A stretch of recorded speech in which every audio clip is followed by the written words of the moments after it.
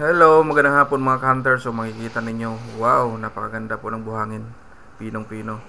At saka ang linaw ng tubig po. Ito po yung Suluan Island. So ngayon pong araw na to, nandito po kami. Nasa likod kami ng island sa ngayon. So bali, ginagawa ko pala, namimingwit po ako. Sinubukan kung paano mamingwit.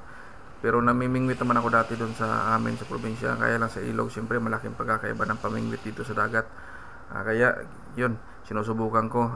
Ginamit ko pala pampain dito yung mga shield dyan sa gilid-gilid, dinikdik ko, tsaka yun ang pinain ko. Ang problema, hindi ako nakahuli, hindi ko alam kung paano talaga diskarte. Kinain lang yung mga pain ko. So ang ginawa ko, dahil nainis ako, naligo na lang po ako sa dagat kasama yung babae kong anak. So sinulit na lang namin yung pagkakataon. Total, andito na rin naman kami. At least, di ba, hindi masayang yung pagpunta namin. Ito yung kaibigan ni Mrs. Taga rito talaga siya sa island na to. Dito na siya lumaki. At saka classmate sila ni Mrs. So plano talaga namin ngayon, pupunta kami doon sa may dulo, yung tinatawag lang footprint ng giant. Napuntahan ko na yun dati. Nakikita ko talaga ang lalaki ng mga apak ng higante doon ng mga tao. Ang problema, hindi namin mapuntahan sa ngayon kasi mataas yung tubig, yung dagat. So hindi kami makatawid. Dati kasi nung pinuntahan namin, ano lang siya, talagang walang tubig.